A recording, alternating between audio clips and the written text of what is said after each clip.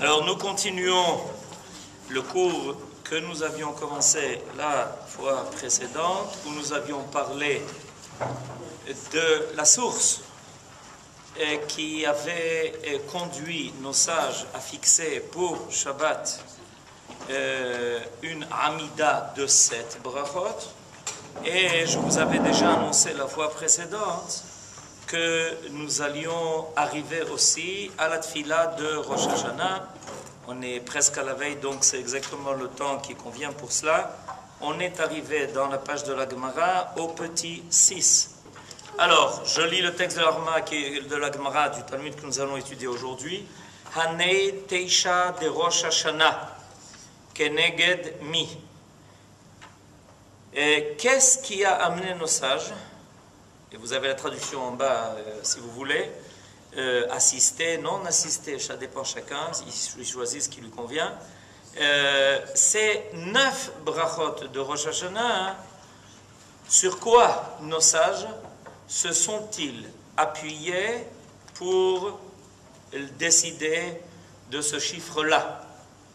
C'est-à-dire, de là, remarque entre parenthèses, vous voyez que nos sages attribuent une importance aux chiffres. C'est-à-dire, la Gemara ne parle pas tellement ici du contenu de la tfila. Elle parle, la dernière fois nous avions essayé de comprendre pourquoi les amidot de Shabbat ont 7 brachot. La réponse était à propos du chapitre de Teilim que nous avons étudié, le chapitre 29. Maintenant, la Gemara passe à la question suivante. Pourquoi à Rosh Hashanah il y a 9 brachot? C'est-à-dire que on implique que chaque chiffre a une raison d'être. C'est pas, vous comprenez? En réalité, on aurait pu voir les choses autrement. On aurait pu dire, bon, qu'est-ce que nos sages ont trouvé qu'il soit important de dire à Rosh Hashanah dans la prière? Alors ils nous auraient dit, il faut prier de ci, de ça, de ci, de ça. Ok? Mais là, il commence par le contraire. Il commence par nous dire, non, il fallait qu'il y ait 9. Et d'où est la source de ces 9 brachot? Maintenant, qu'est-ce que ces 9 brachot vont-elles comporter? Ça, c'est pas marqué ici. Et il y a des modèles, nos sages savaient qu'à Rosh Hashanah, il fallait qu'il y ait une tfila qui comporte 9 brachot. Alors je veux dire, avant de continuer, en bref, c'est quoi cette tfila de 9 brachot? J'ai même avec moi un livre de Rosh Hashanah que je vous avais recommandé de commencer à vérifier. La tfila de Moussaf de Rosh Hashanah comporte 9 brachot. Les 3 premières qui ne changent jamais toute l'année, les 3 dernières qui ne changent jamais toute l'année, et il y a 3 au milieu qui sont Malchuyot, Zichronot et Shofarot. Malchuyot, Zichronot et Shofarot. La première bracha des Malchuyot, Vetimlo chata u Adonai Elohenu me'era al kol ma'asecha. Je vous donne quelques exemples. Et ça se termine par la Khatima de la bracha qui est la suivante. Baruch ata Hashem, melech al kol haaretz, mekadesh Israël veyom hazikaron. Vous avez entendu? Melech al kol haaretz. Ça c'est Malchuyot. La deuxième bracha, Zichronot. Ata zocher ma'ase olam. Ta zocher. Et à la fin, comment se termine cette bracha? Baruch ata Hashem, zocher haberit. Zichronot. La troisième, c'est Shofarot. Et elle se termine par la bracha. Baruch ata Hashem, shomea kol teruat amo Israël, ayom berachamim. Ce sont les 3 brachot qui sont au milieu de la tfila de Moussaf. Et donc, elle comporte en tout 9 brachot. Les 3 premières, les 3 dernières, et les 3 du milieu que je viens d'invoquer, qui sont Malchuyot, Zichronot et Shofarot. C'est intéressant d'ailleurs l'ordre de ces brachot, parce que c'est en fait Hachem Melech, Hachem Malach, Hachem Yimloch. Pourquoi? Hachem Melech, c'est Malchuyot.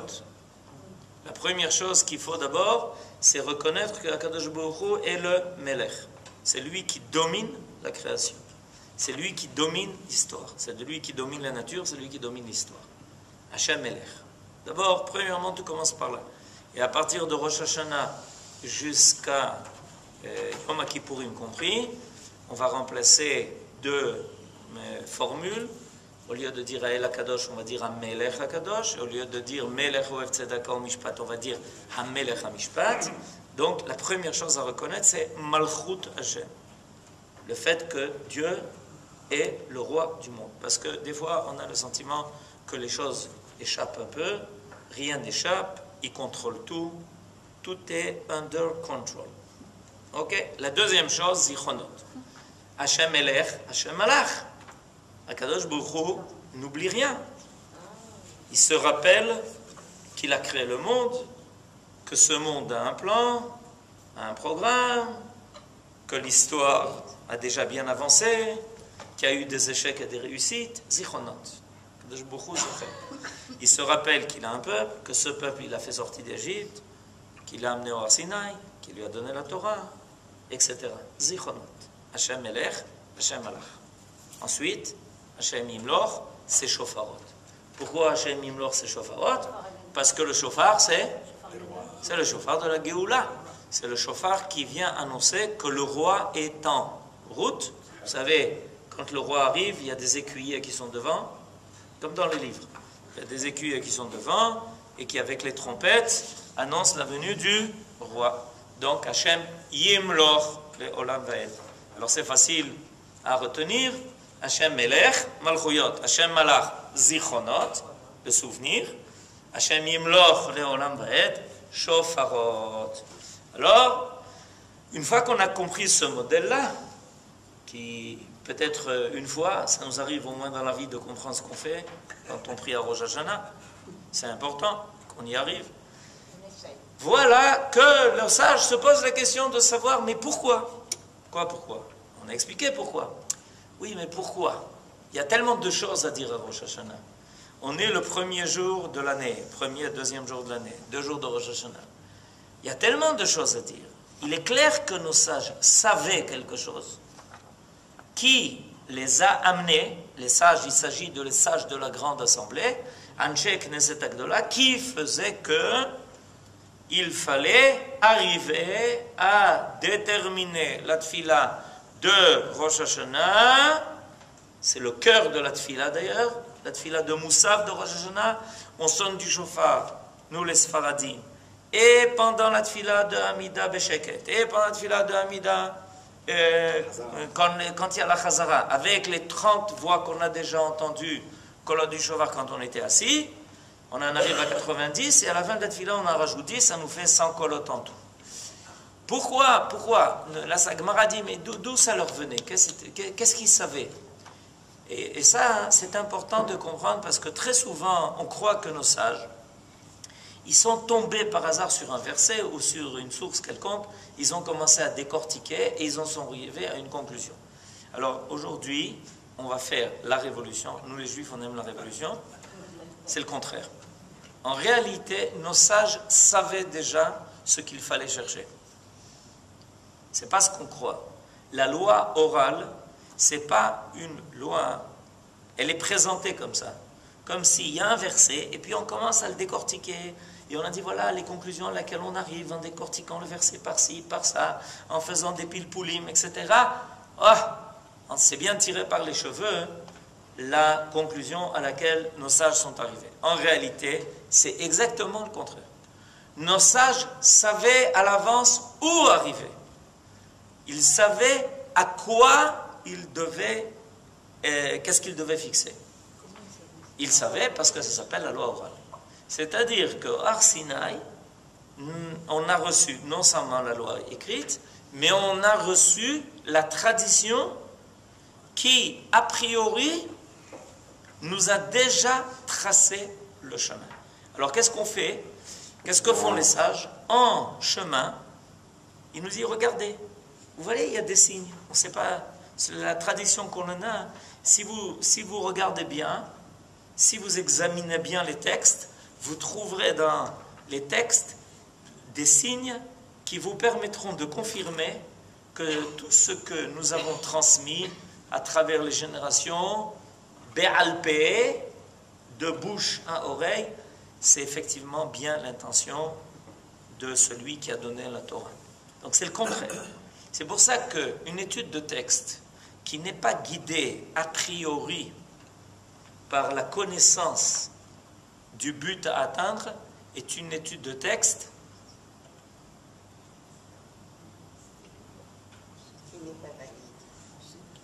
troisième au lycée. À peu près. Quoi. Vous vous rappelez, en troisième, vous êtes étude de texte. Chacun dit ce qu'il veut et puis zéro. C'est-à-dire, c'est pas valide du tout. Parce que qui dit que tu es en train de chercher la bonne chose dans le texte? Il faut savoir ce que tu cherches. Et ça, tu le sais à l'avance parce que la loi orale te l'a déjà défini. Regardez, vous avez ici un exemple parfait. Où la Gemara dit, mais comment nos sages savaient qu'il fallait fixer 9 brachot? Peut-être que les sages ne savaient pas qu'il fallait fixer 9 brachot. Ils en sont arrivés à 9. Pas du tout. Pas du tout. Ils en auraient pu arriver à 26 et demi. Pas du tout. Ils savaient qu'ils devaient arriver à 9. Alors maintenant, la Gemara pose de savoir, mais d'où ils savaient? Quel est un texte qui vient corroborer cela? Alors la réponse de la Gemara, 7. Amar Rabbi Yitzchak de Min Kartigin. Quelqu'un m'a fait remarquer qu'il y a une remarque historique importante, que Rabbi Yitzchak était de Carthage. Regardez dans la traduction, vous l'avez. Voilà. Il fallait y arriver. Sans les Tunisiens, on s'en sort. Amar Rabbi Yitzchak de Min Kartignin. C'est-à-dire que déjà à l'époque du Talmud, il y avait des sages à Carthage. Keneged, la réponse est Keneged Tisha Hazkarot Sheamra Hana Bitfilata. Le chiffre 9 a pour origine le nombre de fois où Hana, dans sa tfila, a invoqué le nom de Dieu. Ça s'appelle Tfilat Hana. Vous connaissez Tfilat Hana? Vous ne connaissez pas Tfilat Hana? Tfilat Hana. Vatit Palel Hana Vatoma Alatz Libi Badonai Rama Karni Badonai Rachav Pi Aloivai Ki Samarti Bishwatecha En Kadosh Kadonai Ki En Biltecha Ve'en Sur Keloenu Al Tarbu Tedabru Gevoha Gevoha Yetzeatak Mipichem Ki El Deot Adonai Velo Nitkenu Alilot Keshet Giburim Hatim Venichshalim Azruchayim Seve'im Balechem Niskaru Ur'evim Haddelu Adakara Yalda Shiva Verabat Banim Umlala Adonai Memit Umechaye Morid Sheol Vayal Adonai Morish Uma'ashir Mashpil Af Meromem Mekim Me'afar Dal Me'ashpot Yarim Evion Lo Shivim Nedivim Vikisek Avod Yanrim Kil Adonai Metzuke Eretz וישת עליהם תבל. רגלי חסידיו ישמור, ורשעים בראשר ידמו, כי לא בכוח יגבר איש. אדוני, יחתו מריביו, עליו ושעים ירם, אדוני, ידין אפסי ארץ, וייתן עוז למלכו, וירם קרן משיחו. 9. Ils ne se sont pas trompés. Quel rapport? C'est paradigmatique. Quel rapport entre la tfila de Moussa de Rosh Hashanah et les 9 fois où Hana a invoqué le nom de Hakadosh Baruch Hu dans sa tfila? Quel rapport? La réponse est que la tfila de Hana a été exaucée. J'en connais aussi pas mal. Où la tfila a été exaucée. Pardon? Yofi. La Gemara dit Keneged Tisha Askarot, Sheamra Hana Betfilata de Amarmar, parce qu'il y a un sage qui a dit, Berosh Hashana Nifkeda Sarah, Rachel, Vechana. Il y a 3 femmes dont la prière a été exaucée à Rosh Hashanah. Quel est le dénominateur commun de ces 3 femmes? Elles étaient stériles et elles souffraient énormément de ne pas avoir d'enfants. Et quand est-ce qu'elles ont été exaucées dans leur tfila? À Rosh Hashanah. Donc, tu vas te servir de la tfila de Hannah, qui a été dite quand? Vatit Palel Hannah, qu'on vient de dire maintenant. Quand est-ce que Hannah a dit cette tfila? Hein? Après avoir eu un enfant. Après avoir eu Shmuel. Bétar.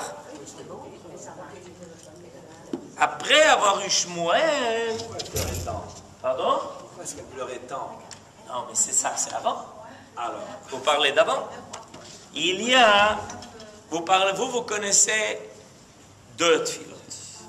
Vous connaissez la première tfila, où on voit Hannah qui est au tabernacle et qui est en train de prier devant le prophète Élie, qui la pense pour ivre. Le Kohen. Mais c'est ça ce que vous connaissez. Oui, et ça c'est le chapitre 1 du livre de Shmuel. Chapitre 1 du livre de Shmuel. Et dans le chapitre 1 du livre de Shmuel, au verset 19, Vayeda Elkana et Hana ishto, vayizkera Adonai, vayilit kufatayim vatar Hana vatelet ben, vatikra et shemo Shmuel, ki me Adonai she'iltiv. Verset 20. Mais moi je suis en train de lire le chapitre 2. Vatit Palel Hana, c'est pas le premier chapitre, c'est le 2e chapitre. Alors vous êtes souvenu de la prière de Hannah pour avoir un enfant. Mais cette fille-là, Vatit Palel Hannah, qui est dans tous les Sidurim et que certains disent tous les matins, c'est la tfila que Hannah a dit après avoir eu Shmuel. Pourquoi elle prie? Pour remercier. Alors je ne comprends pas. Pourquoi est-ce qu'on se sert de la tfila de Hannah, dans laquelle elle remercie Akadosh Baruch Hu de ce dont elle a déjà été exaucée, pour servir de modèle à la tfila de Rosh Hashanah, où nous on va demander?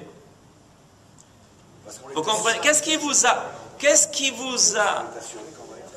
vous a induit en erreur quand vous avez parlé de la tfila de Hannah? C'est que par instinct, naturellement vous dites, attendez, Nachon, on comprend maintenant, parce que Hannah a prié pour avoir un enfant, et on voit que sa prière a eu un effet, donc on se sert de la prière de Hannah en disant, nous aussi on va prier selon le même modèle, et comme ça, Kadosh Baruch Hu va exaucer nos vœux, nos demandes, nos besoins pour l'année nouvelle. Surprise! Mais la tfila dont nos sages parlent ici, c'est pas la tfila où Hannah a demandé un enfant, où elle a réclamé de quelque chose, pas du tout. Elle a déjà eu son fils. Alors pourquoi se servir de cela pour servir de modèle à la tfila de Rosh Hashanah? אבל הראש השנה הכרת הטוב או בקשות? אדוני, שניהם. ואחר כך אנחנו בטוחים שנגיע Vous avez entendu ce que David vient de dire? David vient de dire comme ça, bakashot, et on est betuchim que Kadosh Baruch Hu va nous donner, alors on le remercie à l'avance, comme Hannah. C'est l'inverse, je pense. C'est l'inverse. Oui, Yehuda dit que c'est l'inverse. C'est quoi l'inverse? C'est-à-dire, d'abord, on dit que Hachem, il exauce, il est tout-puissant, il exauce les choses. Et puis après qu'on a fait l'éloge, on fait nos demandes. Après, on fait des demandes. Non, c'est pas tout à fait. C'est pas comme ça. L'exemple de Sarah, où Dieu n'était absolument pas content et il l'a presque réprimandé parce qu'elle n'a pas eu la émouna lorsque Dieu, elle n'a pas cru Dieu. A annoncé qu'elle allait avoir un fils. Oui. Mais le problème, Et c'est là, qu'ici, c'est pas Sarah. Non, parce Ici, que- c'est pas Sarah, c'est Hannah, Florence. Présent, le passé. Il lira Hachem dans cette- Quoi Il lira Hachem dans cette fille-là. Ça se réfère à Elle glorifie Hachem. Et elle dit que c'est lui le maître de tout. Et c'est ça. Après qu'elle a eu son fils. Ouais, et c'est ça qu'on veut. Après qu'elle a eu son fils. Oui. J'insiste. C'est-à-dire, c'est important que vous sachiez de quelle fille-là il s'agit ici. Vous comprenez, c'est ça la véritable clé, c'est que nos sages, ils n'ont pas pris la tefila de Hanan quand elle demande. Vous savez pourquoi? Parce qu'à Rosh Hashanah, on ne demande rien. Montrez-moi dans la tefila de Rosh Hashanah quelque chose qu'on demande. Montrez-moi. Dans le livre de Rosh Hashanah Vakasha, montrez-moi où on demande quelque chose. On ne demande rien à Rosh Hashanah.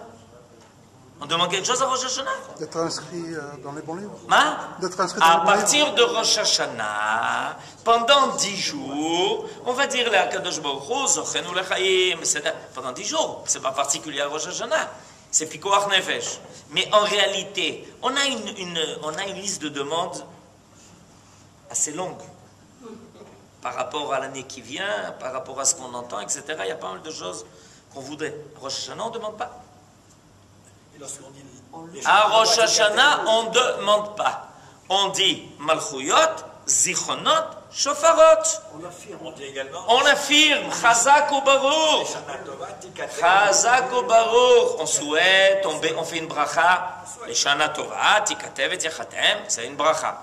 Mais en réalité, on ne demande pas. C'est un souhait quand même. Ah ouais, mais c'est quoi une bracha? Tu fais une bracha, tu rencontres quelqu'un, tu lui dis les Shana Tova, Tikatev et Tichatem. C'est la bracha.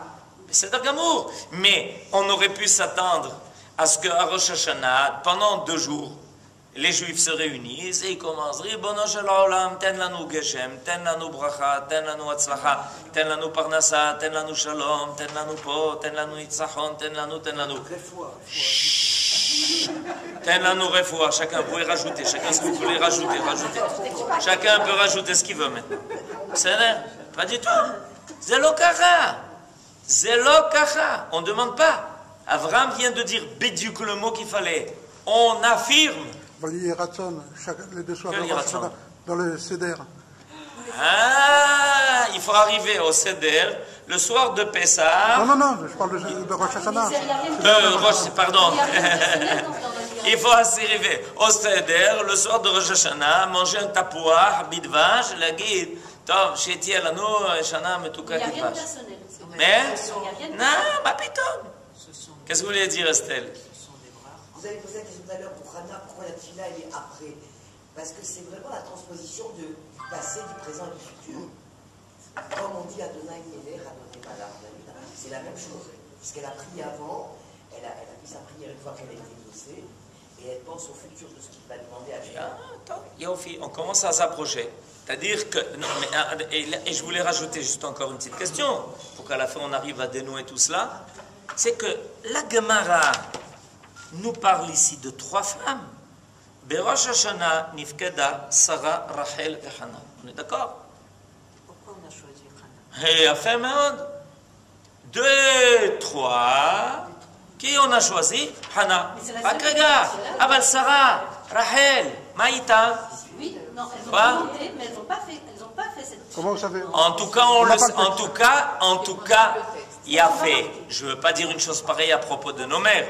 Elles n'ont pas recommandé, elles n'ont pas remercié Akadosh Baruch Hu d'avoir eu finalement un enfant. Ça, je ne peux pas le dire. Par contre, c'est pas marqué. Il y a fait Kol HaKavod. C'est pas marqué.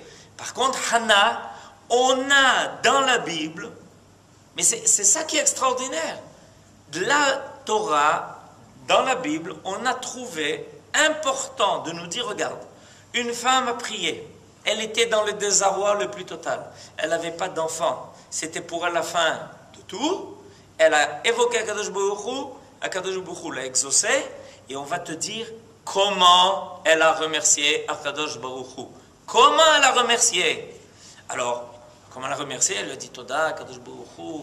Oh, comme tu es gentil avec moi, tu m'as donné un enfant, le plus bel enfant du monde, j'étais tellement triste, maintenant je suis tellement heureuse, etc. Mais quand on lit la tfila, c'est pas bidiouk ça. C'est pas bidiouk ça qui est marqué dans la tfila de Hana. Ça s'appelle tfilat Hana, c'est important de le savoir. Vatit palel Hana, c'est pas exactement ça. Et il y avait quelque chose dans la tfila de Hana qui a fait que quand nos sages, ils ont vu cette tfila, ils disent voilà, là est Rosh Hashanah. Là est Rosh Hashanah. Dans la tfila de Hana, on a Rosh Hashanah. On a Rosh Hashanah. On a Rosh Hashanah. C'est Rosh Hashanah. Où est Rosh Hashanah? Hein? Nachon, c'est ce qui vient d'être dit. Hashem Melech, Hashem Malach, Hashem Yimloch. Hana fait un chidouche extraordinaire dans cette tfila. Extraordinaire. Hana vient d'avoir un fils. C'est la tfila après qu'elle a eu son fils. Et Hana voit son fils. Et elle sait que son fils, c'est pas une âme habituelle. Pas du tout. Ça ne peut pas être comme ça. Toutes les femmes ont des enfants. Elkana était mariée avec Pnina. Autant d'enfants qu'elle veut, elle a. Elle, Makara, Masiti. Elkana Tzadik. Tzadik, Gadol, l'autre Tzadik. Tzadik Gadol, Tzadik Ador. Hana, Tzadeket. Vous savez que dans le nom de Hana, il y a une allusion aux 3 mitzvot des femmes. Chet, Hala, Nun, Nida, He, Adlakataner. Et Tzadeket Gmura. Elle est Tzadiket Gmura. Et elle n'a pas d'enfant. Makara. Makara, réponse très simple. Première réponse, Akadosh Baruch Hu aime la tfila de Tzadikim. Il ne leur donne pas les choses facilement. Deuxième réponse, l'âme de Shmuel est tellement particulière que pour la faire descendre sur terre, il faut Hana. Il faut qu'il y ait Hana. Il y a des âmes qui ont un tel niveau que c'est là Yored Bekalout. C'est là Pachout.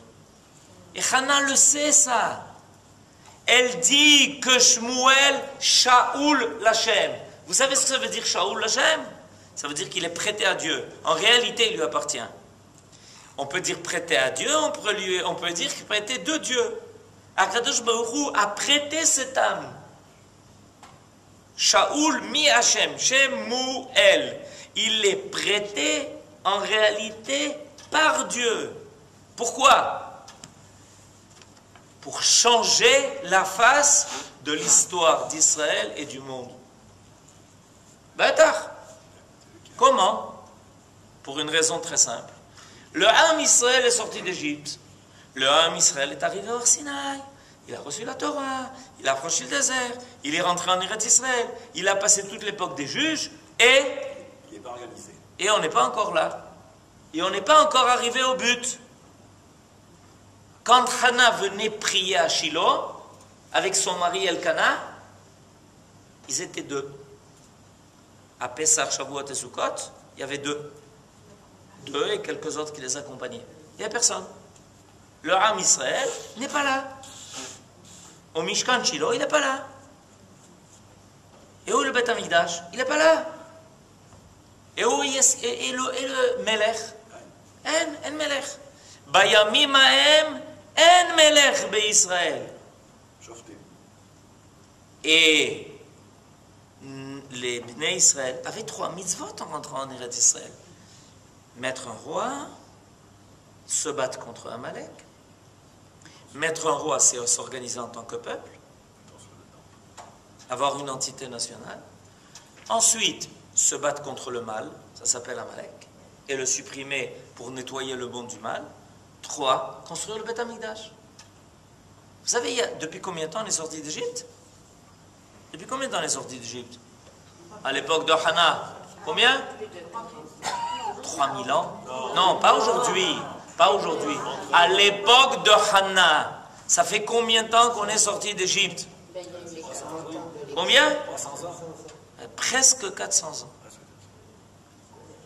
Presque 400 ans. On est sorti d'Égypte. Et rien, on n'est pas encore ni Melech, ni Milchama, on n'a pas fini la guerre contre Amalek, ni Beth Amikdash. Hana a compris qu'elle a eu le mérite de mettre au monde celui qui allait changer la phase de l'histoire d'Israël, donc du monde. Et c'est ce qui est arrivé. Puisque Shmuel a été le prophète qui a oint deux rois. Le premier roi, Shaoul, et le deuxième roi, David. Shmuel fait apparaître la Malchoute. La Malchoute de qui? De qui? A priori, la Malchoute d'un roi sur Israël. En réalité, Malchoute Hashem. Avec l'apparition de la Malchoute, il va y avoir le Beth Amikdash. À partir du moment où tu as mis en place le processus, où tu sais qu'il va y avoir maintenant un roi, tu libères la suite des événements. Tant qu'il n'y a pas eu de Membediou, tant qu'il n'y a pas eu de Melech en Israël, il n'y a pas eu de possibilité. Pourquoi Akadosh Baruch Hu est tellement en colère contre Shaoul? Parce qu'il lui a dit d'aller supprimer Amalek pour permettre la construction du Beth Amikdash. Il n'a pas fait. Il a dit, t'as dommage, tu as perdu ta royauté, on passe à David. Si on passe à David, on passe à Shlomo. Si on passe à Shlomo, on arrive au Beth Amikdash. Et on arrive à quoi? À Malchuyot, Zichronot, Shofarot. Le roi Shlomo aurait pu faire aboutir jusqu'au bout l'histoire du monde, le projet divin. Donc ça, je nous dis que le roi Shlomo était à un pas de faire apparaître la Malchut Hashem Ba'olam, complète, totale. Il y a le Beth Amikdash, il y a la paix, il y a le Beth Amikdash. Tout le monde reconnaît Israël, tout le monde comprend que Israël c'est le cœur du monde.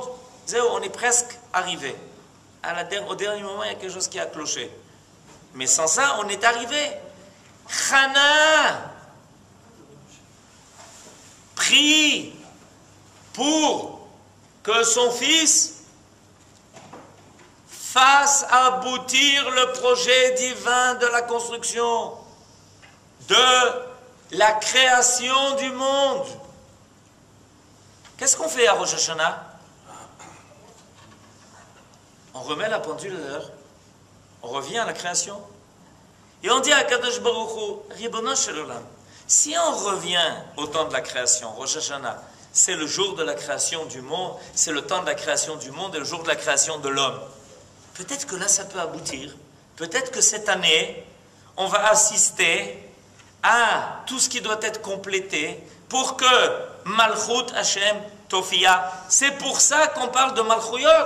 C'est pour ça qu'on parle de Zichronot. C'est pour ça qu'on dit Jorot. Parce qu'on veut avoir aboutir le projet divin. Et si la Malchut apparaît, tout le reste s'arrange. Il suffit qu'il y ait le Melech qui convient pour que tout soit en place. Akol Mesudar, En Malidog. Où est-ce que nos sages ils ont repéré ça? Dans la Tfilat Hana. Où Hana invoque 9 fois le nom de Dieu.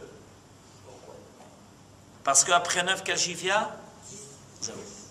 Si on arrive à 10, on arrive à la totalité de l'apparition de Akadosh Baruch Hu dans le monde. Shmuel, il arrive à compléter 9 degrés de la révélation de Dieu dans le monde. Le 10e, c'est le roi qui va maintenant mettre en place tout ce qu'il faut pour que la royauté divine apparaisse. Il est marqué dans le livre des Chroniques que le roi Salomon était assis sur la chaise de Akadosh Baruch Hu. Vous entendiez bien? Sur la chaise de Akadosh Baruch Hu. C'est-à-dire que la royauté de Shlomo est tellement complète et tellement totale qu'à travers lui, tout le monde sent apparaître la royauté divine. Donc dans la Tfilah de Hana, nos sages ont trouvé tous les éléments qui correspondaient exactement à notre attente à Rosh Hashanah. À Rosh Hashanah, qu'est-ce qu'on dit? Ribono shel olam. On est en train de... Vous savez, quand on fait tout le tour du cercle, on a fait le tour de l'année, on est parti de Rosh Hashanah. On arrive, à la veille de Rosh Hashanah, on a fini le cercle. À Rosh Hashanah, on recommence. Alors on dit, cette fois-ci, que l'année recommence avec de bons pieds, que cette année, on voit Malchut Hashem, qui passe par la Malchut Israël. C'est ça qu'on attend.